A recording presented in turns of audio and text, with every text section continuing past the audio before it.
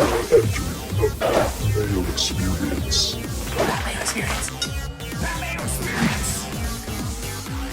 Mayo Experience. Experience. Welcome to the Pat Mayo Experience, presented by DraftKings 2020 US Open Picks Preview. One and done. Bets. It's major week. We got it all here for you. In the comment section, after you smash the like button, give me your favorite top 20 play. So maybe not a favorite, but someone from the back end who you think can come inside the top 20 this week. If you missed the DraftKings Pick Show, that is already out on Mayo Media Network. Please subscribe to Mayo Media Network. You can find it on the Pat Mayo Experience audio feed as well. While you're there, scroll to the bottom, rate it 5 stars, leave a review if you're feeling in a good mood. Also, all of the stats that we are talking about on this show are powered by fantasynational.com. Go to fantasynational.com/Mayo. Get yourself 20% off. It is a major week. There's a ton of money up for grabs in the betting market, and primarily on DraftKings. We have another millionaire maker. I know everyone's bogged down in football season, but Geoff Fienberg, I want to talk some golf. I'm excited.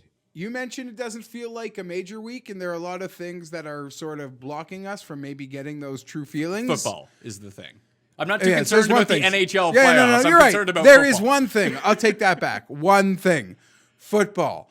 But this course is a gem of American golf, and I'm super excited and nervous about the weekend and accommodating all my selfish needs. I'm not excited solely because the 3 guys that I think are probably going to win, I'm not going to bet. So it makes betting this card really difficult for me. Well, those are the first 3 names on the sheet. the first 3 names on the sheet. So just pick one and call it a day, or pick 2 and do nothing else. That's not how I do it. I want to lose money in like 1,000 little paper cuts, Geoff. That's how I want to lose my money. Okay. But here we are. Let's just jump right into it. Wingfoot. Oh, if people don't know and they're missing you and I on a show, our football spread pick show comes out every single Wednesday morning. If people are looking for us during non-golf season. I still do golf shows every single week, primarily DraftKings focused. Those will be coming out on Tuesday mornings during football season. Then once football's over, we're back to doing regular golf again. Yeah. And I'm doing videos you can see online, and you'll probably see more things in the coming days. So Don't worry about that. Everything is good. Plenty of golf content. We'll be teamed up again for the Masters doing golf. And then back when I don't know, the season feels normal again, or doing season preview stuff around the holidays. Shout out Stuart Sink, by the way. Didn't see that coming. I would have won the $5 on DraftKings if it went Grillo, Ventura, Burns, 1, 2, 3. Obviously, that did not happen, so I did not win the $5 drive the green. He was not an unpopular pick. Who? Sink. This like week. As a bet or as a DraftKings player? Well, I just even mean as a bet. His odds were shorter than I thought they were when people were showing me the tickets. And there were still nice numbers even out there for you to bet him live going into Sunday with that situation. In all the golf content I made last week, Pat, I was adamant. I didn't necessarily say I would have the winner, but I was adamant like it's a breakthrough win. For Stuart First Sink. time win. Breakthrough win. Like, I mean, my picks were sort of, I had Sam Burns and Varner and Dahman, whatever, losers. But I just thought, you saw Harry Higgs up there, not one of my picks, but Doc Redman. I just was so confident, like, if there was a bet, the winner would be having his first PGA Tour win as a prop, I would have smashed that, I feel. I don't know what the odds would have been. It probably would have been the favorite, come to think of it. Siwoo, Phil, Spieth, like, who had the wins in this field? Streelman. Well, first win for Stuart Sink since the British Open when he beat Tom Watson in that playoff. Whatever. Amazing. Great to see. Golf is beautiful. Golf is beautiful. It's one of the reasons I love golf so much. Had Burns of live Ventura yesterday. Nothing went my way, but I don't know. I was just smitten watching the end of that. Like Stuart Sink versus Harry Higgs. That gets it going. There's no loser in my mind. Like that's like one of these guys gets to lift the keg of wine, whatever that trophy is, the Brandon Steele Invitational, the Brendan Steele Memorial Trophy. Yeah. Let's talk about good times. Let's talk about the U.S. Open. Let's jump into this right away. Wingfoot, we're back here for the first time since 2006 when Jeff Ogilvy beat Phil Mickelson on the 72nd hole. That week, Jeff Ogilvy didn't shoot around under par, finished at +5 and 1. And the rough doesn't look like it's going to be any more forgiving this time around. 7,477 yards. It is a par 70. I've said this on 2 of the other shows that I did. People should check out the research show I did with Justin Ray of the 15th Club. That's up on the feed. And the show that I did with Rick and Ben as we kind of break everything down. But there's a specific kind of skill set I think you're going to see play more here than we've seen at some of the past few U.S. Opens, like Chambers, Aaron Hills, and even last year at Pebble Beach. I don't think I have any correlation with this course. I think you want to be looking at... This is classical. I think you want to be looking at Bethpage, and you want to be looking at Bethpage for the PGA Championship, the way that played, Shinnecock, and Oakmont. Oakmont, Marion? Marion, that's a while ago, though. Like, Justin Rose won there. Does that mean he's going to win this week? Okay, yes, but you said how it didn't... Well, he could be a fancy selection. Nonetheless, you had mentioned the courses play differently. They're not sort of like some... We've had a contrast in styles in which these events have gone to. But going back 5 or 6 years, only elite drivers of the golf ball are winning U.S. Opens. Yes and no. And when you say elite drivers of the golf ball, then this is where I wanted to kind of get into like Rose, Dustin, Brooks. So, but look at the one that Dustin won. If you look at the rest of the top 10 that week, there are elite drivers of the golf ball, but they're all short accuracy guys. It's like Furyk and Nah and Lowry and that type of player. Dustin was like a weird outlier amongst everyone that year. So I'm thinking, like, just based on the way that I've seen the rough here, and maybe some of the bombers are going to dial it back a little bit and increase their accuracy by hitting 2 metals off the tee or something like that, or hitting 3 wood. But accuracy is the one thing I'm really honing in on here. You're not going to be, even at the BMW Championship a few weeks ago at Olympia Fields when Hideki was just missing every fairway. He can't miss every fairway here. He's going to shoot like +30. It's just not happening. But even if you have a great day, how many fairways are you going to hit? Well, Brendan Todd would hit them all. Listen, I am torn. I mean, you obviously got to be in the fairway here, but it's almost like, I mean, accurate drivers, yes, but you want some aspect of total driving and then scrambling. Like, I don't know, like it's so funny. You get bored of making content and writing in articles that you might do saying like elite ball strikers. I don't think it's a ball striker week. I think it's elite scrambling and very good driving of the golf ball will be the most important elements. And someone's going to hit more 9 or 12 footers than another guy, and that'll be worth a couple strokes every time he does it. Yeah. I just looking back at this, so this is A.W. Tillingham designed course. Gil Hanse redid it in the 2000s. But the only other course that like is of this design that's in this part of the world that the PGA actually plays is Ridgewood, which is in New Jersey. Is it Ridgewood or is it Plainfield? Now I completely forget. No, it might be Ridgewood. I think you're right. It's Ridgewood. So the past winners at Ridgewood, because they used to have a FedEx Cup event there. Kuchar, Hunter Mahan, and Bryson DeChambeau are your past 3 winners of those courses. 2018, 2014, 2010. Bryson. Here we go. Let's get into the odds and talk about this, because I talked about the top 3 guys, and we'll talk about the top 20 to 1 and below. Dustin's 8, Rahm's 10, Justin Thomas is 14, Rory is 16, Xander is 16, and Morikawa is 20. Kind of broke this down on the DraftKings show as we went through it. I don't know what to do with Dustin and Rahm. I'm so terrified of both of these guys, and I don't want to bet either of them that price. I think Morikawa, could he win back-to-back majors? Because he has the perfect game for a U.S. Open style course. You know, the one guy out of those guys that hits every fairway, it's Colin Morikawa. He doesn't need to change his game at all. Now, he has no short game, which could really kill him. But if he's going to be keeping it in the short grass, unlike all these other guys, and even at Olympia Fields, he was horrendous day 1, then battled his way back. Then he battled back at the Tour Championship. He's letting one bad round kind of get him, Tommy Fleetwood style, but he's keeping the ball in the fairway. And that's going to be such an advantage here over any other place. Yeah, It feels like if you're offline here, you're just going to take your bogey and you just hope the guys you bet aren't making triples because everyone's going to make every kind of score. Not a lot of triples or doubles here. A lot of just bogeys. Kind of like at Shinnecock when they played. It was just like, oh, some guy made 9 bogeys in this round. So you got to just lay it up and then you're playing in from 130 and then you're just 2-putt. Listen, these greens, they're talking about the levels and the undulations and side hill, downhill.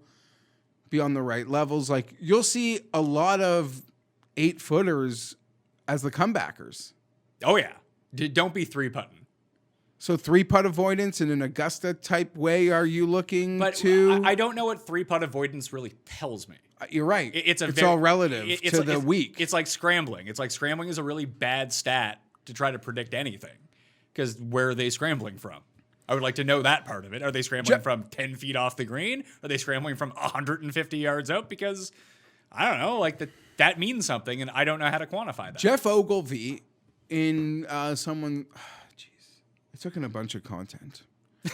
And you see, it seems like you remembered it all. Well, Geoff Ogilvy was mentioning, in recapping his win, that it's almost that 100-yard range of like scrambling. That's actually quite important because it's where you're coming back into play from and giving yourself, I guess, a chance to make par. It's not just scrambling, but when looking at scrambling stats, Pat, longer distance scrambling is actually really important here. So wedges, 100 and in, like those half wedges.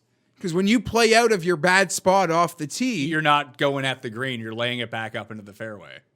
Interesting. That was not really an angle that I had considered, but I can research some of that stuff for you right now as we talk. Do you want to know who the best players in this field since, do we want to say the restart? Yeah, we'll say since the restart. From 75 to 100. Oh boy, you're going to like this. Let's go! Jason Day. Not for Justin me. Rose. Tiger Woods. Justin Thomas. Kevin Streelman. I don't like this a lot. Tony Finau. Yeah. Steve Stricker. Jordan Spieth. Hideki. And Eric Van Grooyen. There's no one in there I really want to bet. 100 to 125. Neiman. Walker. Webb. Todd. Shez. Na. Dustin. Kang. Connors. Eric Van Rooyen. EVR is really... we bet EVR, he's going to 4-putt every green, isn't he? Not a whole lot of water for him to hit into the middle of here. I think he had a tough week last week. Yeah, he missed the cut. I'm not too concerned about him missing the cut. Are you? At the Safeway? No, I mean, what even number would you get to bet that guy? EVR, I think he's 100 and 200 to 1, 225 to 1. Yeah. Anyway, back to the top. Do you think it's going to be a week for you where you just bet Dustin 8 to 1 or bet Rahm 10 to 1? Because I've seen a lot of people just be like, I'm betting Rahm 10 to 1, and that's going to be my bet. I can't talk anyone out of that. If anyone wants to bet Rahm, Thomas, or Dustin, that's your one bet. Or maybe you bet 2 of them. Just bet 2 of those guys and be on your way. Invest what you have to invest for the week. But that's just not how I like to approach it. And this course is so hard. These guys can shoot themselves out of it too. Just don't forget that. Like, everyone expects Dustin to be there on Sunday, but if he opened with 81, I wouldn't be super stunned. Like, good players are going to have bad rounds here. Yeah, bad that's rounds. why. I don't know. As I agree, these guys are the cream of the crop. They're the 3 best players in the field, but I don't think like in-game variance can prevent them from blowing up any more than it would prevent Adam Scott from having an absolutely horrible day. Yeah. I don't like to bet this part. I like Jon Rahm a lot. It's a really short price to ask a guy to win his first major at a course like this, though. It's how Dustin kind of did it. Dustin wasn't quite as short, but this is exactly the same. It was like 12 or 14. But it was exactly the same situation at this style of course. Yes, I don't know. It felt... Rahm hasn't had that like insane Sunday close call at a major like Dustin had. Like, I don't want Masters, he was there. But it wasn't like anything like Dustin, like a buildup of like what the F, a pebble, a whistling straights, The a Masters Chambers last Bay. year, make one of those putts, you're in a playoff with Tiger. Dustin Johnson. Yeah, I'm just saying, Dustin, it's like a sad list. Like, he could be his attitude with Brooks's trophy case. Like, it's that a nose hair from that. Chambers Bay, heartbreaking. Very few times have I literally guaranteed a guy would win a golf tournament. I'm pretty sure I guaranteed Dustin would win Oakmont. And why did I do it? Yes, he had broken my heart so many times, and I believed that squirrel was the logo too. You were big into that. I remember that was your angle that the week. Oakmont logo was a squirrel with a nut. It was like the blind squirrel will find his nut. Like this is an omen for Dustin at Oakmont. I felt that. What's the logo this week? It's just it's almost like the Nike running logo. It's just like a winged foot. It's like a foot with wings on it. I don't really make anything. Like sturdy wings from Role Models? Sure. Can the logo just be Jane Lynch dancing from behind the TV? I don't have like a thing this year, but after Dustin won, then I'll toot my horn again. About a month out to the next U.S. Open, I tweeted at Brooks's dad to let him know he's going to have an amazing Father's Day. And what do you know? He did, and we cashed 35 or 40 to 1. Not me. Before Brooks became a cocky SOB. Ain't here. Had to play the Wyndham. Had to play Minnesota. I don't see his name. Seems like you've dealt with injuries in your life. Never. As it relates to sports. Never. I've never broken a bone. I got stitches in my finger once, right here. And then, obviously, the dream, love forever. Gary Woodland, his collection for me last year at a super long punt, like 125 or 50 to 1. You can like get him at that number again right now. So I've actually hit 3 of the last 4 U.S. Opens. I was nowhere near the Brooks back-to-back. I feel like that broke our hearts with the Fleetwood we had Tommy, putt. yeah. With the Fleetwood putt. So that was just my sponsorship break. Anyhow, I don't know. Rahm would be my pick, but it's an incredibly insane ask for a first-time major winner 10 to 1. I don't think we've had that. Maybe Jason Day did that. Yeah, He might Whistling have been Straits. 10 or 12 at Whistling. Dustin was the 14. Going even a little farther back, it's a big ask. I'm seeing Xander Schauffele 14 to 1. Well, That's an insane ask for a guy who's not. That's the U.S. Open thing, though. He's never finished worse than 6th in a U.S. Open. And he's been the past 3 years. And he's been good. He's maybe been the most consistent golfer since we've come back to play.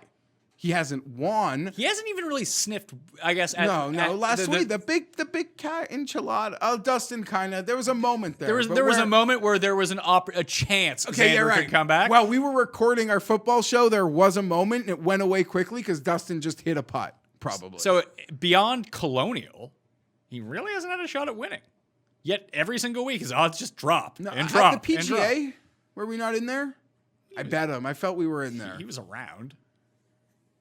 We were in there, but right. Yeah, at no point was it like, oh God, Xander's going to win this. It's the easy holes are finally coming up for these guys. They're going to run away with it. That sometimes happens. Yes, it was like Xander at the Masters last year. It's like, oh my God, Xander Schauffele's in the lead. It's like, oh, everyone else has Amen Corner to listen. play. I'm not prepared. I had the future on him at the PGA early. That was a 30. I can't get behind the 14. Dustin just seems like a sleeping, quiet elephant, though, right? At the moment, I don't know where, like, just a giant here that I would rather bet him at 12 than Dustin at 8. If you're making me make a pick. You'd rather bet Xander than Justin at 12. Justin. I thought you said Dustin. I mix up the names sometimes. I do apologize. Justin, John. Yeah, Justin Thomas is set up perfectly for this, but we'll see. I'm not betting this part of the board. If John Rahm, I'd love to see. I would hate to see Dustin get in there again and blow it, unless it's versus a bet of mine, because that would suck. Well, that's the whole thing. Like you're betting Dustin Johnson at 8 to 1 at a U.S. Open. Yes, he has one U.S. Open win, but every other major he tends to blow. Well, you're betting the fact that you talk about Xander in U.S. Opens. Dustin, it feels like, is Mr. U.S. Open. The tournaments are almost built for what he does, as a lot of guys do now as well. And he's playing at an unconscious. I gotta say, it's been, like, bets aside, a true joy to watch this guy golf. Like when we watched Rory close out, like it was just like, it felt like a pleasure to watch, like, these guys when they're playing so well do what they're doing. I take such enjoyment out of it, even when I am losing a bet. And we bet golf outrights. I make the ticket, I drive the car off the lot. I can't go back and say it's worth less. Unless sometimes you shop at a certain book, they'll give you your money back. But We could talk about that. Which I did. I had a bet on Tommy Fleetwood, which I was able to cash out for 97% of what it was worth. So I was like, I'm just gonna take my money back. I'll take the 3% loss and move on my way. I think he could be fine. He could be fine, but they're not giving you a break on his odds. He's like almost what he was. There's 44. 44 is not good enough. I want like 80. He's been dog shit. Okay, you want to know something? Jeff. They should all be 80. That's the God's honest truth outside of these like top 7. Everyone else should But be at least 80. the other guys have signs of life. Buddy had a great little day in Portugal yesterday? Oh, well. Do you not have to quarantine coming back? Not for the U.S. Open under Trump law. Under the U.S., like everywhere else in the world, if you go there, you have to quarantine for 14 days in the U.S. That's not a thing. Do you know what also hit me? And this time of year would have been impossible. Like if there Did were. you just point to Tommy Fleetwood going to the Portugal Masters and having a decent final round? He shot 7 under yesterday, finishing like second place. Isn't that like typically that's what he does? Isn't it like the biggest scrub event like on the European tour? No, but that's Portugal literally Masters? Tommy Fleetwood. When you're like, oh my God, this guy always has great finishes. It's because of exactly that. The 7 under Sunday. Are you saying that Are you saying that Tommy Fleetwood is major Matt Kuchar? I'm saying he might be. I'm saying Tommy Fleetwood sets up well, in my opinion. We can get to that. He does. No, he has the perfect skill set. It's just he's been playing like garbage. Okay, you're right. And we don't get a break. Because everyone wants to bet him at the U.S. Open because he plays the U.S. Open well every year. I'd rather bet him at more than double Xander and close to 3 times in some places. I'd rather just not bet them. Like I get the Xander odd. I don't know who's betting it, but apparently everyone is. People are betting it. Yeah. I've seen it. People are betting it. Feels like that Tampa Bay Buccaneers bet that we were talking about on the NFC win total show. Just Not like, gonna lie. but Bucks for the Super Bowl, 10-1. Knows whatever. We'll get there with our football. Well, put it this way: content. I have money to bet on golf this week because the Saints slammed the Bucks. Morikawa is my only lean from that top end at 20-1. I think those are good odds, and you can find them deeper too. Yeah, I would, I guess, agree with you. I'm not gonna lie though. Of under 20-1, maybe I'm insane. I like Rory. I like Thomas the best. I like Rory. As Justin Ray pointed out to me, Rory doesn't win hard tournaments. Like he won at Congo when it was tough, but like he wins birdie fests. I don't think Rory's ever won a tournament at less than like -10. I don't think I'm betting anybody, so that's just the truth of it. But I think I like Rory. I think you're catching a break. You are catching it, but you're not getting enough of a break. It's not that you're getting a break on Rory. Rory at 16 is fine. He probably doesn't even deserve to be 16. It's just Xander is 14 and Rory is 16. It just seems really weird. Yeah. Again, under 20, I would go Rory. I agree with your Colin Morikawa pick. I'm just not there. I haven't bet I'm it not yet, making it. but like that's step one. That's as low as I'm going is Morikawa. If I'm going to go with this accuracy kick, which I'm on, which could be completely wrong because that happens to me all the time. But I just don't think that he's going to put himself into a world of trouble where some of these guys might. And that's all you got to do. Yeah, 2-putt pars. And my pick to win, who I bet on, is out. Scheffler, like, set up perfectly for this for me. You know how he played in round 4 at Harding Park? Almost like Dustin did, where put it in the fairway, hit it to the middle of the green, 2-putt for par. Yeah. Do that this week, you are actually going to win by a lot. So then there's a name I'm going to say, but I'm going to just circle him because I want to make the point I want to make quickly. This, I feel, is the only major me and you, like, even outside of me bugging you, like, come on, let's use some pull. Make someone send us to the Masters. I might whisper in your ear. But I feel like we actually talked about going to the U.S. Open because it was in New York and in the summer. Yeah, and then it got canceled. Well, it got canceled, and now, even if spectators were around, it's a time of year it'd be impossible. You know what the thing was? Because it was going to be me and you, and I said that, hey, maybe we should bring Tim, too. So cursed. Clearly. Tim's using Dustin as his one and done, by the way, if people want to know. Well, there it is. So I'm a little sad. It would have been real like this would have been so much fun. This golf course, I'm excited. But I would say, would you? One thing that we discussed on the DraftKings shows that pertained to like the scrubs in this field. And I'll not even mention names. But these are not mention names necessarily, but from like the 100-1 range on like the 200s. Because I got a couple. Those guys are live at this tournament. Live. I would prefer to go with like PGA Tour grinder guy rather than random Euro guy who's like good on the European Tour. But like the Brian Harmons of the world can win this tournament. Just guys who make their 10-foot putts, hit themselves some fairways. Like Shez Reavie. That was the name. I was like, you said let me say Shez. Even Cussboy Streelman. Like, these types of guys can win U.S. Opens. Well, or at least be okay. very competitive. Here's in the US thing. Opens. We're going to flirt with 7,500 yards. So blindly you want to say those guys are like just But they're effed. not. But because of how crazy this thing's going to get and the potential for the +2 winning score, even par 4 over, the Ogilvy score, and then the birds on the ground are saying it's going to be impossible, which we always hear, and you can make what you want I've of got those some videos. I got some videos from inside the ropes of a few people that I know there. They're like, this is going to be fucking Yeah. bird. They might have to trim the rough. Hear me out, Pat. It's so bad right now. I believe- they can't find the ball if it goes into the rough. I believe somebody mentioned to us, and I know you kind of like, you admitted you were sort of wrong. You didn't sort of believe any of the hype. on BMW. Olympia. I was so off on that. It was Yeah. ridiculous. But my point being is we got hit up from some people that were saying like, it's crazy here. Like people are talking like it's crazier than Harding Park. And we're like, okay, well, Harding Park was like 1,200. Like, so like, Yeah. it was still, but those same people that are saying, no, it's freaking crazy here are telling me again, it's crazy here. So like harder than Olympia. So that's what we could be in for. Insanity. Next, So who knows? Next range, 20 to 40. Here's who we have littered in this little mix. Bryson, Webb, Cantlay, Berger, Hideki, Fleetwood, Finau, Day, Patrick Reed, Hatton, Scott, and that's where I'm going to stop it. Okay. I have my bet to win the U.S. Open. I can't use him in one and done because I've tried to use him like 5 times already, and I already have used him. Betting Webb Simpson. He's the type of guy. No, he is the type of guy that everyone's going to say that this course does not suit. But what has Webb done since becoming a top 5 player in the world? That's a little bit different. He got the putting back like 2 years ago, and it's mainly on Bermuda, but this is on POA. As long as it's not on bent, it's usually pretty good. He plays par 70s really well, albeit this is a gigantic par 70. His lack of distance will hurt him a little bit, but he's not Steve Stricker off the tee. He's like an average distance player on the PGA Tour. But his fairways are top 10 on tour. He hits the fairway like every time now. Now, that can always go away, and you can start spraying it if you start pressing. But his long irons, top notch. His wedges, top notch. He's still one of the best putters in any given week. Like, if you had to tell me who's going to come top 5 in this tournament in putting, now, putting, highly variant. It could be anyone. But Webb would be one of my first 5 draft picks to be one of those guys to make all of his 10-footers for the week.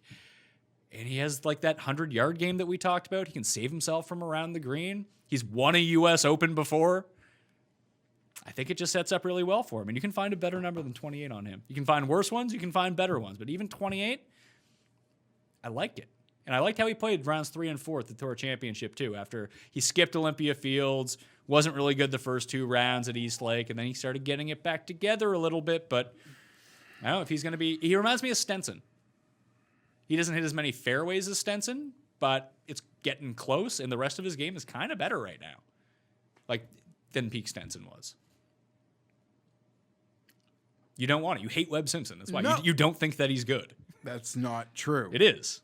You'll be like, Daniel Berger's so good. Webb Simpson sucks. Hey, how did you know I like Berger? But I'm not throwing any stones at Webb. I'm just not there. Okay. Not there. I doubt many people are going to be on board with me. I would rather that skill set. I'll rather play the poor man's Webbs.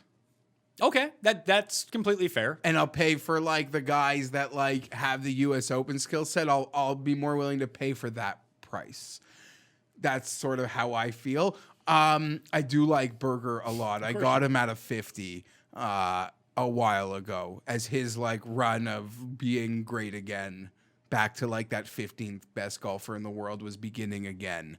So I'm excited about that, and I'm excited about where it stands for him. You mentioned your love of how well you thought Scheffler would play this week. Wants me to go to another guy. Adam Scott. Who I feel, well, we'll talk about him in a second. But that's the the guy. That's the best comp. Him and Cantlay are the two best comps. Cantlay was the guy. I mean, we finally saw some life at Olympia Fields. I don't remember how it ended for him. Not well. Well, he ended up kind of turning it around on Sunday, but he came inside the top 15. I don't remember how it ended for him, but he does what Scheffler does, like always sparingly putting for bogey. Yeah, he seems off, though, since the restart. Off, but that's why I was asking, because at him and Rory were leading in Chicago, and they were the two guys that we had who had bet kind on. of been the slowest since the restart. And then what's funny is Hideki, I would say, would have been the third slowest player, like of a high level, since we've gotten back to play. And he showed some life again also at that break. So Cantley at Olympia Fields, what was the final word on that? Oh, he came 12th. Couldn't hit an iron to save his life, but drove it well, putted well, chipped it well. I put it this way. I don't mind that. Here's why I like it, and especially like I like Cantley over Berger, although Berger's fine, and I like him more than Finau. I do in too. order to win this, and I like him as much as Schauffele. Like, I think there's no real difference between the two of them, except one is almost triple the odds. We do agree. Like, to me and you, I don't know. Other people can have different opinions. I have Schauffele in more of that big picture category. To me, he does not belong with Justin, and he does not belong inside that top 5. No, we talk a lot about how we always pointed to Rory, because remember, Rory went like 2 years without winning or whatever it was, but he had like 25 top 5s. Like, it's hard to win golf tournaments on the PGA Tour. Maybe that there is a knack that some people have for closing it out on a Sunday when the pressure gets like ratcheted up. But Xander has 4 wins, which is incredible. I mean, it doesn't sound incredible because some of these, like Morikawa already has 3, but that's such a weird aberration. Yeah, you can't compare. He's incredible. But I don't see a huge discernible difference between Schauffele, Cantlay, and Finau. I don't.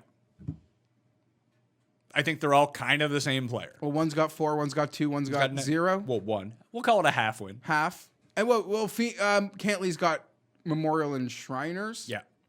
So Shriners a half. I mean, no. But I mean, Xander has 3 wins and no cut fields. Yeah, no, I'm not. I don't want to have they're to good take fields.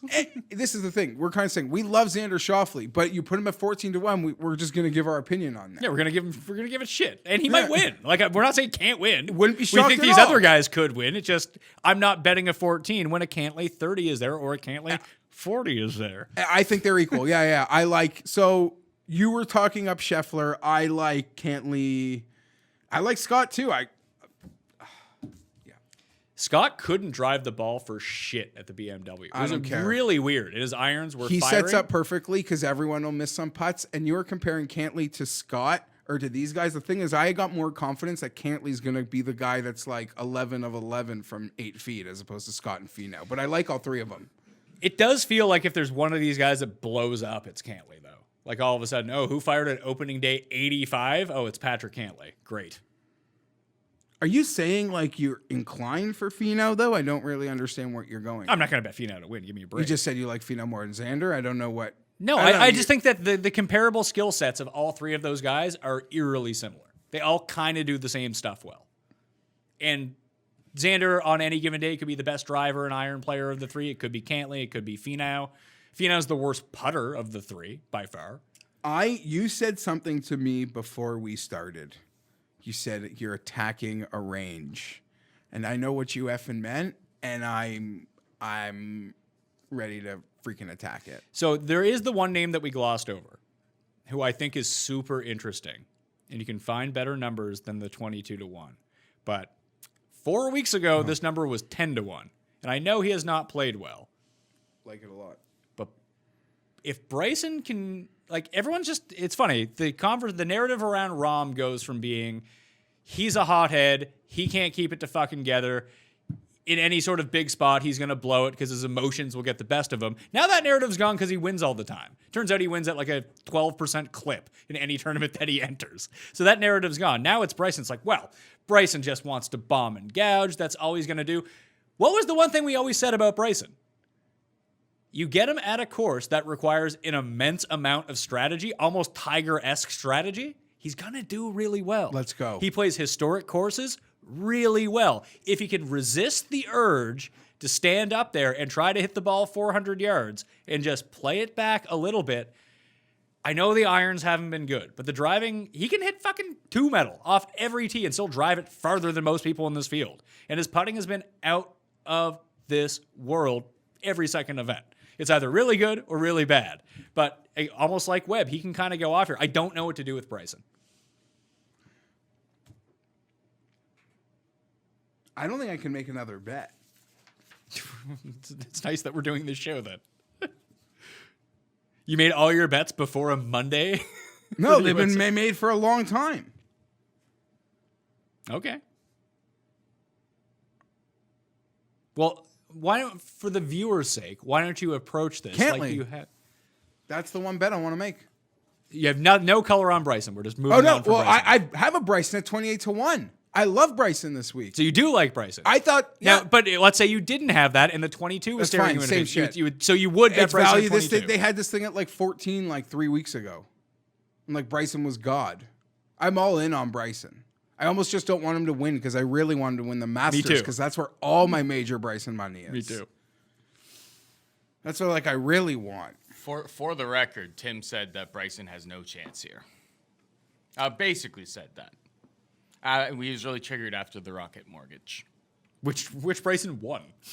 No, I know. He was triggered that he won because he used his driver to get the leg up. And he said that, well, good thing he won't be able to do that at Winged Foot. So just so the people know. So this is sort of the range. Like Morikawa, Bryson, Webb, Cantlay. Webb is the only one I'm committing to at the moment.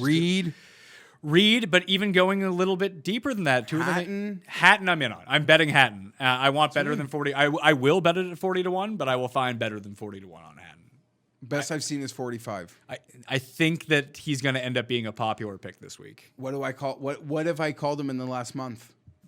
He's poor man's Webb. I think they do a lot of the same things. I can see that. You only worry like I don't know. You worry like a bad bounce just going to drive him insane, but I don't care. I'm here for but those no guys. one's concerned about that with Rahm anymore. Oh, Rahm's over that? Yeah, that's he figured it out. Although people were talking about it as as soon as Memorial when he won this year, it's like, oh, he's melting down. It's like, oh no, Listen, he's fine. you just Hatton usually beats himself up over like pars. It's weird. Like the stuff that he gets like freaked out about is not the stuff like it's not a shank into the woods. He's just like meh. Hatton is the guy that I trust from that I trust to keep the ball in the fairway. I trust when he doesn't keep the ball in the fairway, he'll get that ball back in play to that scrambling distance that we spoke about. And when he's around the green and needs to scramble, I trust him. And if I need a guy that I can just hope goes banger on 8 to 12 footers this week, 14 footers, clutch one, it is him. It is him. Is the temperament like a thing?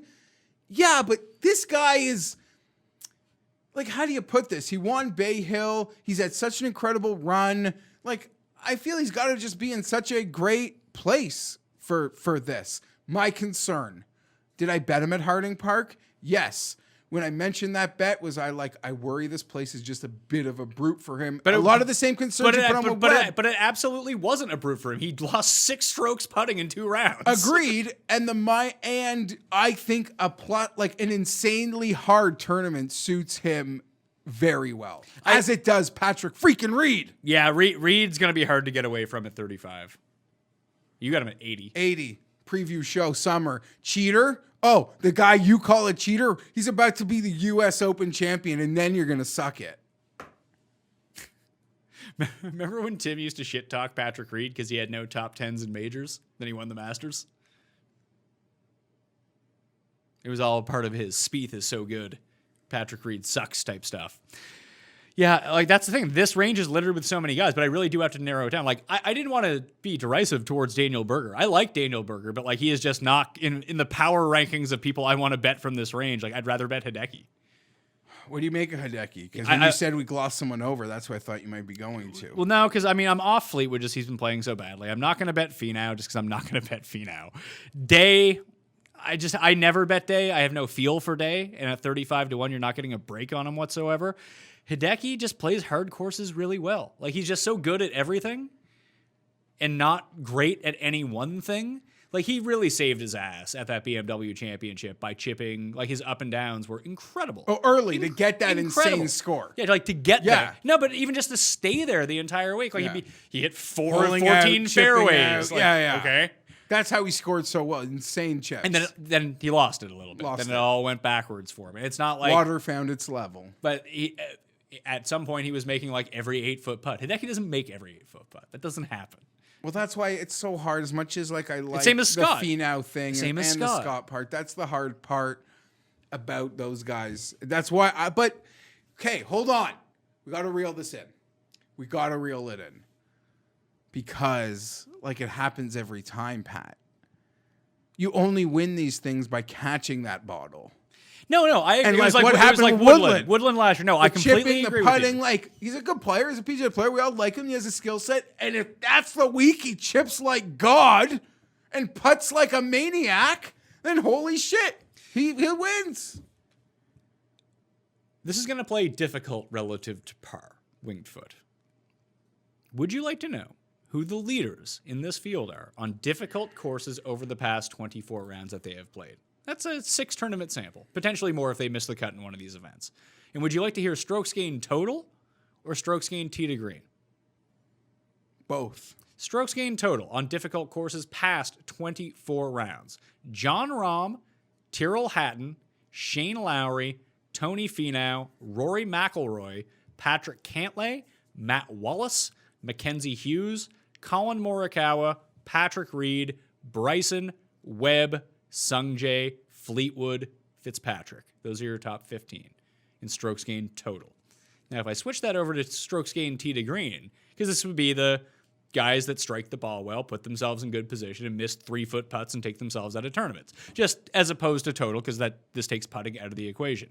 The top 15 in this regard are Sergio, number 1, Rory, Morikawa, Hatton, Rahm, Thomas, Im, EVR, Hideki, Woodland, Ann, Scheffler, who is withdrawn with COVID, Shez, Cantlay, Palmer, Neiman. And then Finau is next. Did anything strike you as interesting from that? Besides that we should probably bet Sergio top 20. Probably not to win, top 20. Because he did strike the ball well at Safeway, Are too. you just telling me? Just there's a lot of... Talking to me about Finau? What I know Hatton is up on that list. Like, I never do this, but I'm betting Fitzpatrick this week. I'm taking the accuracy guys. The guys who play hard courses well. Yeah. The only other one who kind of popped up there that I was really kind of super surprised about. Like, are we done with the 40 to 1s? We can go 40 to 100? Yeah.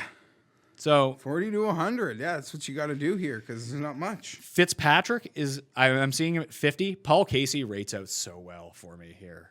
I know he rates out well all the time, but he has distance plus accuracy. I don't know if I can get there on Casey, but he was so close at the PGA Championship. And this is just going to play like a really more difficult version of Harding Park. But the guy I'm really looking at, because I wanted that Scheffler skill set. Like who hits, that's why I like Morikawa. Who hits it the longest, the straightest. But I want straightest over longest. So which accuracy players hit it the longest? Answer? Matthew Wolff, who has been great. Yeah. 66 to 1, you can get a 70 out there. I really like Matthew Wolff this week. I worry about his 100 yards and in, and I worry about his putting, but I need him to. Whoever's going to win is going to putt well. That's what I mean. You're going to catch the Woodland. You're just going to catch it. Catch of the taste. But he's third in the field in driving distance. He's top 30 in accuracy. The only other player who rate profiles like that in terms of actual stats is Bubba, and there's no way anyone's betting Bubba to U.S. Open. It's not happening. No, I will say as Bubba gets older, more matured, I do actually believe he's more likely to find a bit of a comfort zone in these events that... Well, he hired a breathing coach.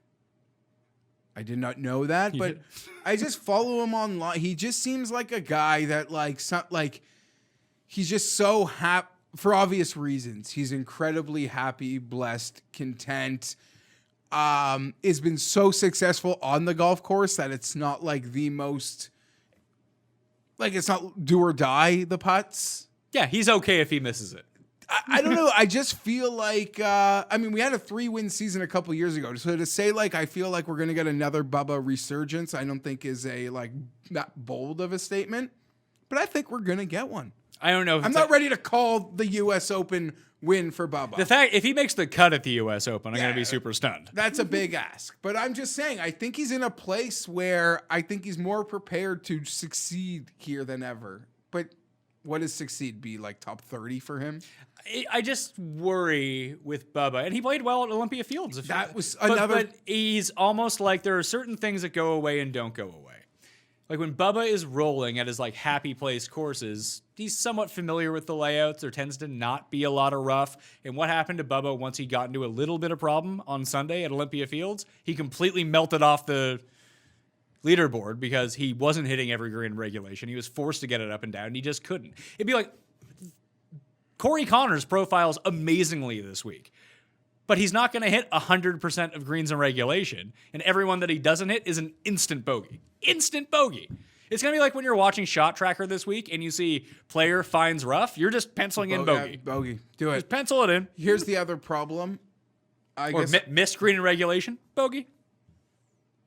And with Connors, because he sucks at putting too, that could be the double bogey. I don't want... Well, yeah, that's the problem. You miss the 5-footer, 4.5-footer, you're going to be staring at the double. You're not good. You can't get it up and down anyway because you leave it yeah. 25 feet. Then you 3-putt from 25 feet. That's going to be the problem. Where was that now?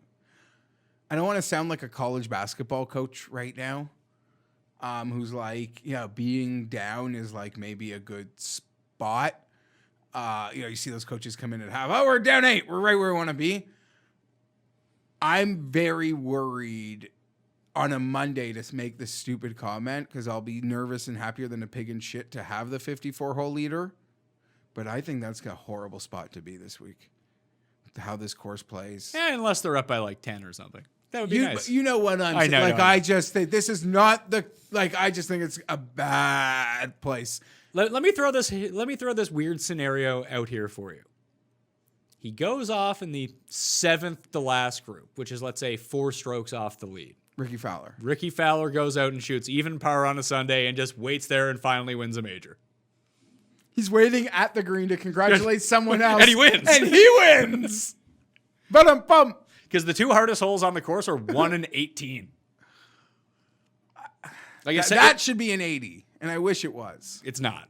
It just, at a major, too much of the public is just so willing to bet on Ricky regardless. I think there's so many fancy new faces. But there's been change, no signs of life from Ricky at all. No. At least, like, you said that here's the difference between, like, Fleetwood at 33, who showed a sign of life at Portugal against, like, Challenge Tour people. Hey, Coetzee won, the bear. Oh, great. Did he get into this field? Listen, yes, it's a bad field. Hard course, par 70. I don't like that it's not on Bermuda, but it's someone who hits a ton of fairways, plays hard courses really well, and he is actually someone who could make all of his 15-foot putts for a week if he's rolling, and he finally found his irons at Eastlake. Sungjae is down to 90, 100 in some spots. It's a bet. That could be a bet. Like, if I'm just going to bet on someone with, like, the skill set that I want in not great form, give me the 100-1 guy over the 30-1 guy. I like Sungjae. Yeah. Grind it, Sungjae. Grind it. But only bets so far as we're tallying along. Webb, Hatton, Fitzpatrick, and Wolf would be the 4 for me. And I'm giving all those other guys consideration. Like Hovland, I think, is super live here. Louis, of course, at any hard course. I just don't like Finau. I just don't think I can bet him to win. Who did you say after Webb? Fitzpatrick. Oh, Hatton, sorry. Yeah, that's the bet. I just worry that like the world is going to be on Hatton. You know how that turns out. I don't care. Answer profiles really well here, just because he's going to keep the ball in the short grass. But I don't like 80-1. Like he feels like 150-1 player at a U.S. Open to me, doesn't he? Yeah. Todd. Shouldn't Louis be in a good spot? Todd? Yeah, but like it's the same reason like you're not going to bet Finau. Are you going to bet Louis? Bet the top 5. Like that's a much better bet. I like, you mentioned Todd. I'd go sideways to Lowry. I mean, what does Todd have to do to get the respect? I just don't want to bet him to win the U.S. Open. Not Why? winning the swing season. I mean, he's competed at all of these places against the big boys. Yeah. And he's been there. I don't want to bet him to win. And he's going to hit every fairway. He has a great short game. He's great from 100 yards and in. And again, he's another guy who can just go nuclear with the putter. Bet Kevin Kisner. Kisner's not that player, though. Yeah, I think people are just... Kevin Kisner's dealing with some PR problems at the moment. If you didn't see. I didn't. Oh. Jeez. He had to delete some tweets, put it that way. Oh, jeez. Scott piercing himself or something? No, he's not a part of QAnon like Scott Piercy tends to espouse. Was this like a Barstool related thing? I don't know. It was someone's like family members died of COVID-19 and COVID shit. And then Kisner stepped in with a real snarky response, and then he had to apologize. He's a snarky guy. He's a snarky guy. Part of the reason people like him a lot.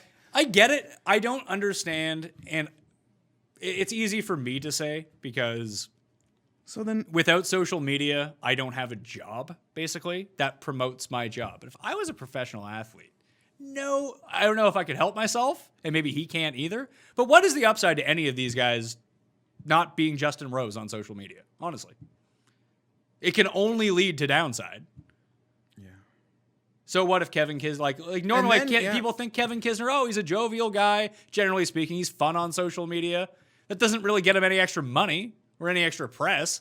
It does get him extra press when he tweets something that's real shitty, and then everyone talks about it. Yep. People are calling him the new Kuchar, the biggest asshole on tour. That kind of thing. Also, I'm betting Matt Kuchar. It's time, Jeff. Where is he? 125 to 1. Really, eh? That I could... I'm not going to talk you out of it. Kuchar. I got to just bring him up. Woodland, his game is... Didn't he show a bit of... You bet him late in the year somewhere, surprised me. I bet him off my cards I bet him at Fields? BMW, yeah. What? Any reason? Well, obviously there was. I like him at hard courses, but he seems kind of lost. He's just not doing it. Oh, that's what I wanted to ask you about. I'm not betting it, but is Spieth at 100 at an incredibly hard course? You can find even deeper numbers on Spieth. Sure, is this would be a time as someone that I don't know one. It was the same reason that the only thing I felt good about at Safeway was Spieth's not going to hit any fairways. He's not going to do that here either. I guess this is not the place your game's going to... Your flaws will be exposed this week. That's why I want it. At least I'm taking... You're talking about really high upside players, and I think that makes a lot of sense in an outright betting market. What you mean when I mentioned Spieth and Woodland? Spieth, Woodland, and even some of the... Fowler, what are we talking about? Or he's not I can finish. Sorry. No. I've been good. No, I'm done. That was one time. You asked me a question. I was just getting excited. You're talking about these high upside players, and I'm talking about floor players, basically. All the guys that I've mentioned I feel like are really low ceiling, but probably don't burn you type players. Obviously, it's golf. Guys can go sideways. Dustin Johnson can miss the cut by 8 strokes at a U.S. Open. But Webb's going to hit fairways. Webb's going to make putts. Fitzpatrick, he's going to hit fairways. He's going to make putts. Even someone like Todd. Wolf is probably the most kind of outside the box type player that I'm going with. Sung Jae is another one. He's kind of up and down, but he tends not to get himself into too much trouble around the course. Kuchar is another one. He doesn't tend to get himself into too much trouble.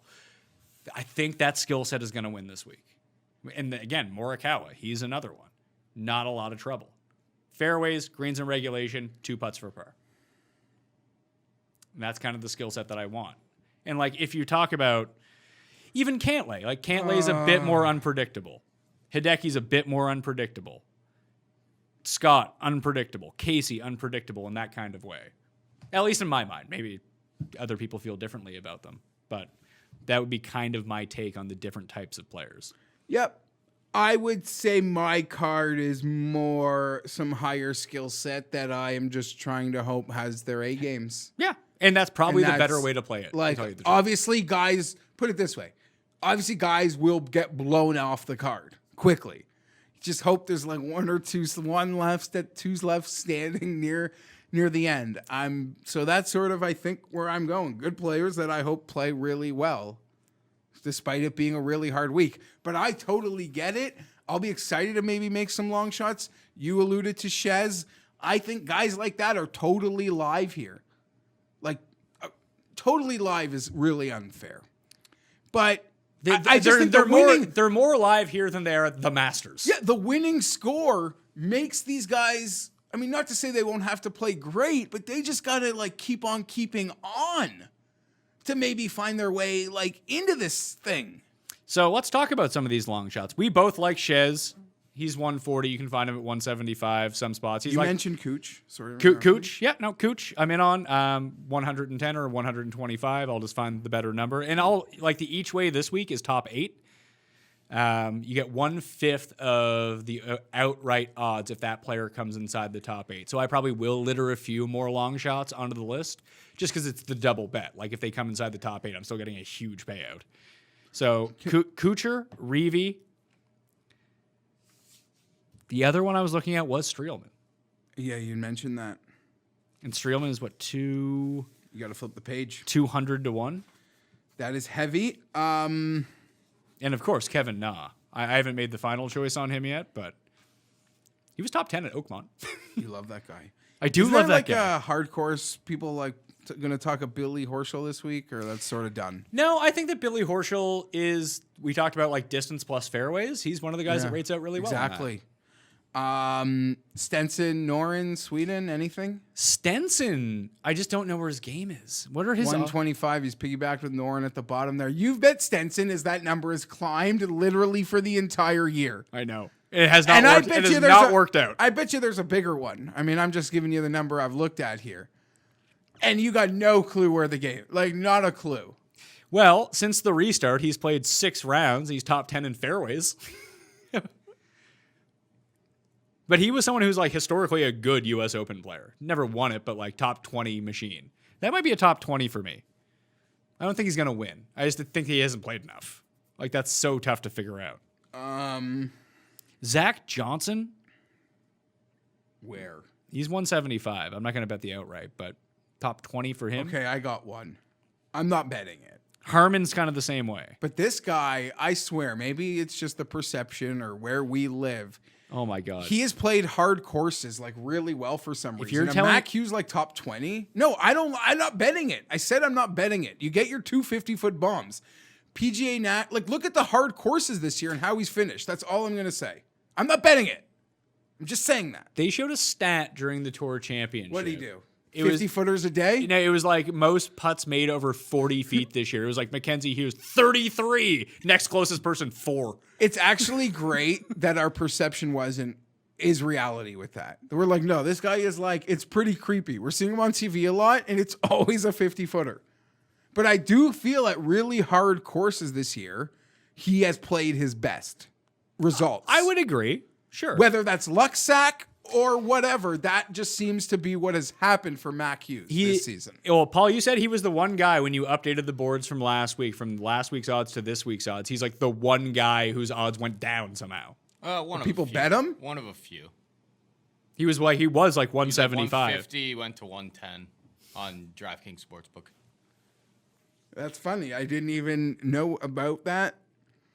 I don't know, like Mad Scrambler, Cam Smith, like anything there, or like He's shown signs of life, but I mean, now listen, I'm just fucking. Thomas Pita is gonna break how many clubs? yeah, you can't. I'm gonna bet John Rahm, but Thomas Peters is too much of a hothead for me. He's gonna have no clubs left in the bag. I don't know. One of these guys. Shit. What? Oh, who are you circling now? Will Zalatoris. Oh yeah, and he has better odds than like someone like Jason Kokrak, who And is like Kevin good. Na. Yeah, I get that he might be good. Really good. He might be. We see his name on Corn Fair leaderboards every But here's week. the thing: it's not like Will Zalatoris like came around 6 months ago. He's been around. He's still yet to be on the PGA Tour. Wasn't he like Romo's buddy? Or no, he was in, I don't know, maybe it was, I don't know, he was playing. My point being is he's not like some super prospect. It's not like Hovland, like guys that like. No, he's made more of a name from himself from the mini tours, the Corn Ferry Tour, and being good at that kind of thing, rather than he was such a stud. Like Maverick McNeely is like the opposite of this. Yeah, exactly. Yeah. It's like, he's so good, he's gonna be awesome on or the like PGA Ryan Tour. Ruffles or something. Fucking Ryan Ruffles. But I am more inclined, like you're going to see a few of them. Like Zalateros is one of them. Peters. even when we get into the Horsfields, the Thomas Detries of the world. Where's Detry? Bobby Mack. Detry's 200 to 1. Bobby Mack is like 250. Tim Anderson 250 to win the U.S. Open. I think I would prefer like Justin Harding, a par battler. and a guy who hits fairways too. But I think I would rather take even Thomas Peters, who's just so up and down. I know his skill set is completely different than almost the rest of these guys. Like he's come top 5 at the Masters. Like he's a good player, but it's been a while since we've seen that guy. But I'm far more willing to lean on the Kuchers, the Reeves, the Harmons, even the fucking Ryan Palmers. Guys that just... Are you supplementing all these bets with top 20s? I'm not betting all these guys. I'm telling you the type of names that I want to go at here. I'm betting some of those guys. But like Rasmus Højgaard's 140 to 1. Why? Mackenzie Hughes down to 110 to 1. Like give me Brian Harmon instead. Like over those types of guys. Like even if you go down Streelman at 200. Who else do we got down on the bottom? Like, nah, I don't think I'm going to take anyone over 300 to 1. Shoot, there was just someone here I didn't mind. Per the stats, I think EVR is a bet. We can waste more money there, sure. At I bet you we'll find a bigger number, too. Yeah, but just hard courses, driving accuracy, he's the name that pops up. Guaranteed to miss every 3-foot putt. Anyone going to bet Darling Kurt Katayama 500 to 1? Or Ryo Ishikawa 600 to 1? Sammy Valimaki, 3 top 10s in a row on the Euro Tour. Okay, what about former U.S. Open champion? Party Marty? 300. No, he's got life and is what, 100 to 1? 110 to 1. Because he keeps coming second place in Europe. Are you talking about the glove? Yeah, 300. Well, he couldn't close out the Safeway field last week. Yeah, no, as you always, anytime I bring up glove, you're like, yeah, but can he win? Like, will he win? No, but 300 to 1 with the crazy places and other things. Should we be overlooking like Munoz? This guy has been unconscious. I know. He has been, okay, don't take this the wrong way, Sebastian, because you're all amazing and I'm jealous of all of you. Even seeing like Brian Gay is like the 66th career most money earned ever in golf. Amazing. What a life. Keep the card. Now I'll say this. Munoz has been the best worst player in the world. Him or Lonto? Right? Yeah. Like, But maybe they're actually and when good. I say bad play, you know what I mean. No, but I know the perception, and I feel the same way about them. But maybe they're actually good. Maybe. Good. That'd be great. I'm always looking for more great players. Because the odds treat them like they're garbage. Even when they play well, they go back to they reset to, oh yeah, they're not good. You've bet him a lot. He's been paying off for me too. He cashed me low rest of the world at the Tour Championship, top 10. He's been a Tour. DraftKings darling because I'm sure he's still priced. Oh, he's like $6,400 Yeah. or 60. He's been a great little player in the restart. Little player, great player. Played really well at the BMW. Yeah, his name's been showing up a lot. A Tour Championship, he had a fun little day. Yeah, he came 8th. What a paycheck. Well, he gets so hot. And this isn't the type of tournament where you do that, right? Like, even at the BMW, there was birdies available. Like, I don't think anyone's going out and posting a Rahm-esque 64 at this course, like he did at BMW. I just don't see it. Do you? I hope it's from Fleetwood. He would be the type of guy. You know who the guy who would do that is Brooks, but he's not here. Young Hanan. I like Ann. Where is he? Let's do it. 160? No, I don't want to do it. So that's sort of like the long shot range. Like Kuchar, I'm in at for sure. Wallace, I think, has a better skill set than most of the other Euros. Yeah. Because he's distance and short game. And he's like, he's got that like old school G. He's like the new G-Mac for me. Like that type of guy. Except Hatton's who's like really good. Yeah, Hatton's the elite version of Yeah. Matt Wallace. You're gonna bet Fitzpatrick, eh? Yeah. You dissed the shit out of this guy. Like at every chance you got. I know. And now you're gonna bet him to lift the US Open. Telling you, man, if it's gonna be +4, +5, +6, like that's the kind of guy He that just I want. gets hot with the putter for 1.5 days. He's there Sunday. Yeah, so let's map out the flow chart to success for Matthew Fitzpatrick this week and how he actually wins this tournament. 2 great putting days, and then he's in contention. That's Two it. 1.5. 1.5. 2 90+ percentile putting days from him. 1.5, I'd even say. All right, so 1.5. So let's give him 1.5 rounds of being one of the 6 best putters in the Putting field. like himself. Well, not himself, like the top end of himself. So you have a full 18 holes where he just makes everything. because that's in the cards for him if he's ever going to win. And then another half round where he does that. Don't have the one round where like you're absolutely shit on the greens. Just be like neutral the rest of those days. The other 2.5 rounds. I feel like that's something he can do. Another thing he can do, hit all the fairways. Not 100% of fairways, but he'll need to hit 75% plus for the week of fairways. He has a really good short game. He's really good from 100 yards and in. So he's going to need to scramble. Field scrambling rate at this course in 2006 was 40%. He's going to need to scramble at like 65%. But do those three things, it's unlikely, but those are all within the things that he does when he plays well. So, but then again, to win and plus 4, plus 5, plus 6, it gives you a little wiggle room. That's the only reason I would breathe Chez Reavie's name. Same as Ann. Like Ann. But here's the other part of it, Pat. It's not only you have to do what you do well to a good level, you have to do what you don't do well great, like Woodland. Like the problem with Fitzpatrick is he can't do the one thing that he can't do. Like well. hit it farther. He's not going to hit it 360. Well, that's why that's like Bryson's like main thing. No, they can't learn to do that. Although he seems to have taught himself to do it. He also imagine if Matthew Fitzpatrick shows up wearing the George Michael Arrested Development like bodysuit. It's like, yeah, I'm real yoke now. But no, Bryson was able to do it. He put on 25 pounds, but Bryson's a big dude. He was big to begin with, and he was longer than Matthew Fitzpatrick before he bulked up twice. Matthew Fitzpatrick's like the skinny version of me. He's like my size, but 25 pounds less. Well, it kind of like went a little viral last year with one like a popular golf podcast who gets a lot of access, which I don't mind. I think that's actually very cool. I'm just jealous of it, but I think it's super cool.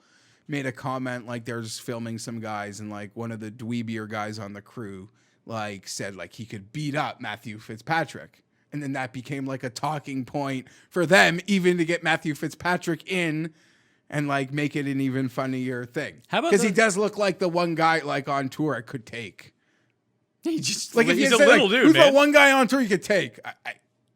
Fitzpatrick? Like I don't know. CT Pan? Like who? How little is CT Pan?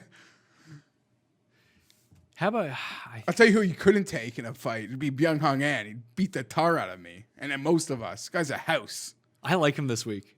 12th at the St. Jude, 22nd at the PGA Championship, missed the cut in Boston, then 12th at the BMW. He seems to have figured out his off the tee struggles, and he's always great around the greens, you know. But he is the one kind of type of guy that you're talking about, like the Woodland-esque profile where you just need. People are going to be bad at putting at this course. Yeah. Just don't be the worst. Yeah. Be like, just have that lucky week in you. He's actually gained strokes putting in 2 of the past 4 starts that he's had too. So maybe he's figuring something out. I don't know. But like, you can find him as low as like 200 to 1. I don't mind it. Like if I am tempted to bet Tony Finau, isn't it like the same thing? A little bit. I say that as a huge Finau fan, so I think I could say, but you know, like you just, yeah. All right. Yeah. You got anyone else you want to talk about? Are you a big Otagi guy? No, he got in. What about Brandon? Woo! Otagi got in. Oh no, Waring got in with the Brooks WD, and I thought Grace got in with yesterday's. Yeah.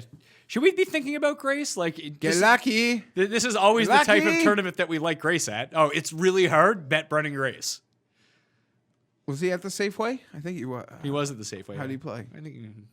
You know what? I don't know. I wasn't really tracking Brendan Grace. He made the cut. I remember that. He's not even listed in the field right now. Great. How is Denny McCarthy here? How is Denny McCarthy? Or is this the other McCarthy? That's Dan McCarthy. This is the other guy. The other D McCarthy from the Corn Ferry Tour that I keep confusing. Like, how is Denny McCarthy playing in 2 tournaments at once? This is insane.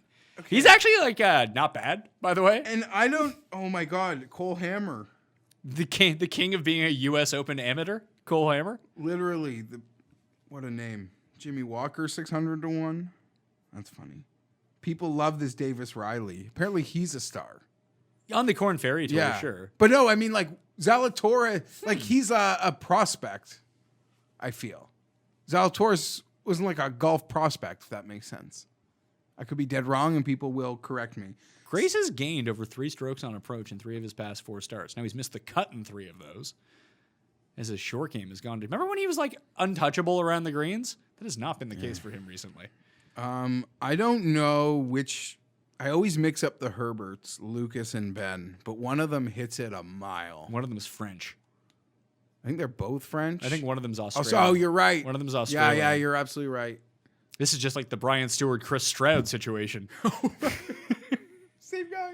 Same guy. Just make them one guy. How bad has Rafa been? Embarrassing. 275 to 1. I actually kind of like this Valimaki guy. Sammy, he's a kid, right? The Finnish Flash.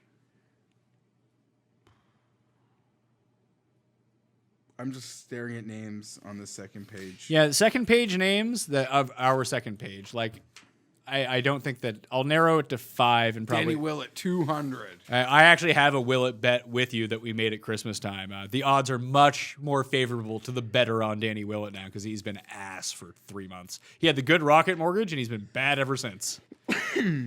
No, he had it somewhere else good. Detroit. That's where it was. Was it the Workday or Memorial? He showed life. Then he had a horrible Sunday. Oh yeah, And that's then right. Detroit. It was at Memorial. And then he melted. He was Melt, like hard He was like melt. 82 on Like, Sunday. I don't think he even got his like T20 melt. And he's been bad ever since. That's too bad. Love the guy. Okay. Okay, so the 5 guys from there. I mean, this is probably more of a DraftKings, or if you wanted to sprinkle a top 20, I'll release my card on Wednesday. Munoz, Streelman, EVR, Tom Lewis, and Valimaki would be my looks from there. You ready for some quick picks?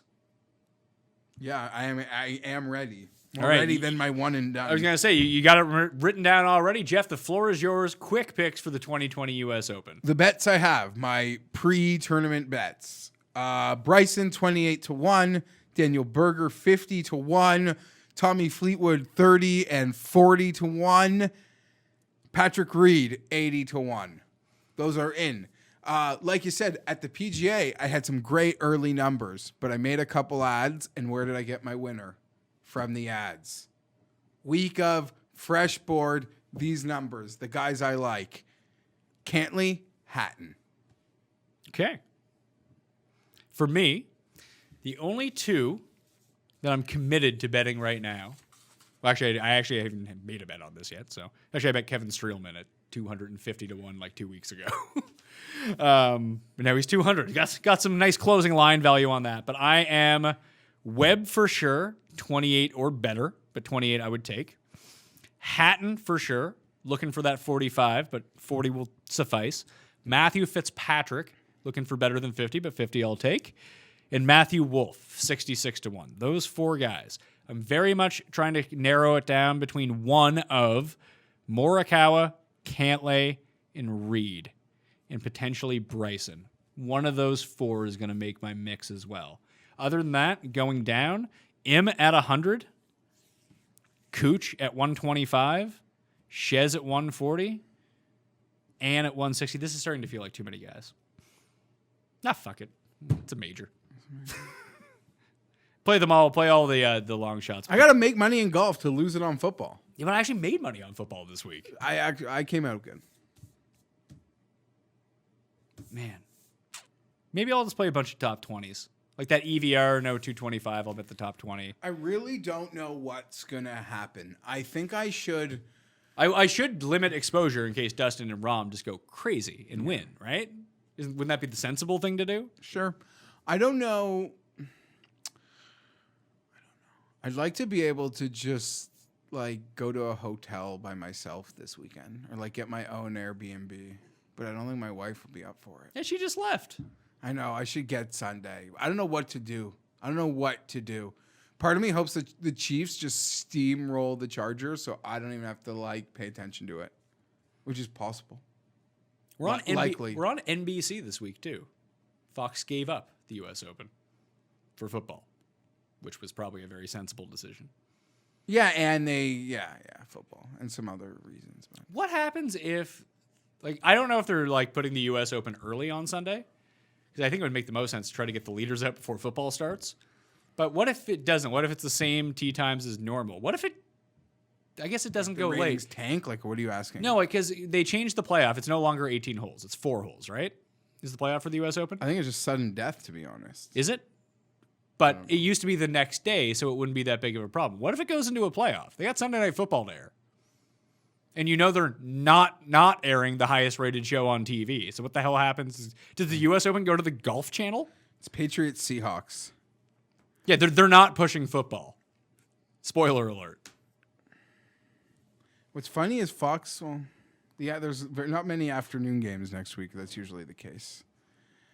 I don't know what they're going to do. I'm just even trying to think about the date. Like, I know November for the Masters, they've talked about going early. We've mentioned that's because of daylight, because it'll get super dark super early. Well, this is also the same region of the New York Connecticut border is no different than where we are right now. Okay. And it's starting to get dark around 7.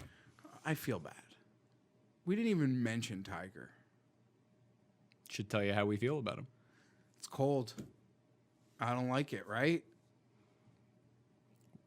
What do you... Would you like... Is he going to be on a parlay to miss the cut again? Probably just nothing. Huh? Well, this is actually one of the best tournaments all year to play a to miss the cut parlay, because only the top Explode. Well, no, only the top 60 in ties make it. It's big. So at the PGA Championship, it was top 70 in ties. Your regular event is top 65 in ties. The Masters top 50 in ties and 10 strokes to the lead, but there's only like 85 guys in that field. That's true. It's 144 in this one. I would argue NBC should say we got to go top 50 in ties. We got to just get less guys on the course this weekend. And Tiger gets a bye to the weekend. No, I don't know. Tiger, you're starting at +6. Do you take it or not on Saturday? In a perfect world, I mean, any Tiger success will make me melt. I will have 0 shares. I could contemplate picking on him because I feel the cold weather, he just doesn't get loose, and he's just not the same guy. And I've joked that and he's been putting yeah, so terrible. So bad. So the thing is his irons are still good, but the driving and putting is gone right now. So how do you survive the week? It's a scary concept. Hopefully he makes the cut and gets like the first spots out on the weekend. Those are always the best. Hopefully him and Phil are on PGA Live. Yeah. When I wake up on Saturday morning, Phil like has his coffee on the course. Something fun like that. And this is a return. It's been 2 years since I flipped on Phil. And now I'm a big Phil fan. Took me longer than you, but I'm in. The moment the ball was rolling down the hill, he's like, fuck this, and just hit it. It's like, I feel that. I live that on the golf course. Do you know Ogilvy also mentioned that the year he won, he laid up, to steal from what Phil did a few years ago, he laid up on a par 3 because he felt he had a best chance of getting a 5-footer for par by like just being short of the green and chipping up than like going at it. That's what Phil did at Memorial. Yeah. So I don't know. Maybe we'll see that because again, you like miss the green, it's like bogey. But if you're just short of it, like I'll have a chance at making par. What's a bigger headline this week? In almost any circumstance, Tiger is the biggest headline. Ratings-wise, storyline-wise, because this is Wingfoot, because he's never won a U.S. Open, if Phil somehow gets into I think Phil is more likely to get into the mix than Tiger is this week. Not that I think that Phil has much of a chance, but is it a bigger story if Phil wins? Probably. I think this is the one tournament/course combo. I agree. That a Phil story would be bigger than a Tiger story. 100%. I actually. Although it probably isn't because just Tiger moves the needle. No, I agree with you. I agree with you. Only the one. This is the one. The perfect storm of events. You see some lunatic put $45K on him. People hate money, eh? Why didn't they just do that at the Champions Tour 2 weeks ago? I just don't like I don't know. Listen, if you got $40K to put down on a golf event and they bet him at 75-1. Like, what a horrible bet. I actually agree with your statement that I would probably rather bet Phil top 20 than Tiger. Yeah. Like, I know you didn't say that exactly, but I don't think that Phil comes inside the top 20. No, I'm not looking to endorsing bet that, either, but if pick one, yeah, Phil. I don't know. Do we do one and done? We did not do one and done. So the one and done picks, we are doing ours through the Masters. We all got $0 last week at the Safeway because we all forgot to make picks because we forgot the one and done was still going. Football clouds the mind just a little bit. Cust decided that he was picking first, so he's picking Dustin Johnson as his one and done. Where are you going with this, sir? I don't understand. You don't understand how one and done works? No, this list is clearly accurate, and I guess I haven't used them. John Rahm? You have not used John Rahm in the one and done. I know I haven't, but I'm looking for someone else. Have just I? because he plays well. I'm going to use Tony Finau. What the fuck was I saving him for? I don't know why, but I'm just going to use it. You're using Finau? I think he'll finish fine. So let's see here. I don't think I've used Rahm. I don't think you have either. Have none of us used Rahm? I haven't. I'll use John Rahm. I used Dustin. No, I used Dustin Johnson the week that he won. I'm going to say, did I use him at the 3M? Because that would have been stupid. Have I used Justin Thomas? Oh, I haven't used That's Justin. who I should. I haven't used Justin Thomas either. Anyway, I'm going with Rahm. Okay, give me Justin Thomas. Okay. Yeah, sorry. Thomas over Finau. Yeah, I believe I am. Am I winning? we don't have the dollars from the last one, but you probably are still winning. No, Cust was winning by $10,000. He had 4.0 million. I had 3.96 million or something. So what's the last one we played? BMW? No, I forgot to add those ones up too. Because I had Rory at BMW. No, I had Rory in Boston, Adam Scott at the BMW. No, you're not winning. No, I'm not. Thomas and Day. We all didn't do well at either of the two playoff events. Fun times. Anyway, the shows are already out. For me. DraftKings picks, first look, now this one. Subscribe to the Pat Mayo Experience audio podcast. Smash the like button. Give me your favorite long shot top 20 bet of the week. My DraftKings cheat sheet is already up on DKPlaybook.com. Normally, Jeff, I would not go a major without writing like a big column. I don't know if I have it in me this week. I don't know if I can dedicate like 12 hours to writing like a 3,000-word golf column. I just don't know. I have kids. I have a wife. What are you gonna do? Just scrap it? I don't ever write one during football season. Okay. But it's a major. It's like, I just don't know when I'm going to have the time to do it. And it's already Monday afternoon. If it doesn't get up, it's almost pointless. I agree. Some people would tell you that's not the case, but I would tell you that it is. Based on your schedule and what, like, the vault, it's point. If it's not up, it's pointless. Yeah, it's not happening. I have 10 more shows to record this week. Yeah. And like I said, it had a crazy, it's week one waivers. Like, that was insane. I couldn't believe how long you guys were going this morning. It's week one waivers. I always forget. I mean, football pays the bills. Football is the only reason. Keeps the lights on. Football is the only reason people watch our golf show. People found us through football, and we were talking about golf, and it turned out that people like golf as well. And then other people found it. Because I used to get all the time when we first started doing golf. It's like, fucking stick to football. Stick to football. Like, what are you doing? You know how some people get like stick to sports? I just got stick to football. Like, you can only do one sport. And then like 3 years later, when I drop like football content for weeks, it's like, you do football? It's like, yeah, I do. I do football. But I will say, I feel like the only reason we do the football spreads show together is people liked the like rapport we had doing golf. So like, we want to see you guys talk football. Yeah, and we would talk. That's what we were talking about. Like, it's funny. I had Beanie and Garion on the Monday Morning Waiver Show, and it was basically just like the conversations that we used to have at our desks at Fantasy. Just like the spread pick show is like how we used to talk. But it's like, if we do a pick show for Safeway, like, no one is going to watch it. Like, it is actually pointless to do. Versus a spread pick show, which will be consumed by, I don't know, 30 times as many people. Yeah. So that's the reason, if people are wondering. If you made it this long, I know you probably know this because you're a fan of the show and you made it 122 minutes in. But And you said you'll have content out there. I'll have golf content out there. Odds so it's all checker, fine. you can find all that stuff. Yeah. There. Your Twitter, GFienberg17. Yeah. Right, consume the shows. I mean, maybe if enough people watch this show and the DraftKings show and the First Look show and download the podcasts, maybe we can commit more time to doing golf. But at the moment, there's gonna be. I am doing a live chat on Wednesday. That's another piece that I'm doing. Yeah, I can't do a column. Fuck that. I'll just do a quick betting column. Noon Eastern time, Wednesday. You got questions about the U.S. Open? I will have answers. Although, as you've heard, I don't have a ton of answers this week. But at least you know where I stand. That's the way I'm going all in. Paul Shaughnessy, yes?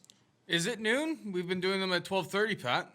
Yeah, no, it's noon. That's what I've been saying all week. Okay, it's noon now. Okay, cool. Well, it's noon for this week because we still have football and UFC to film that day. True.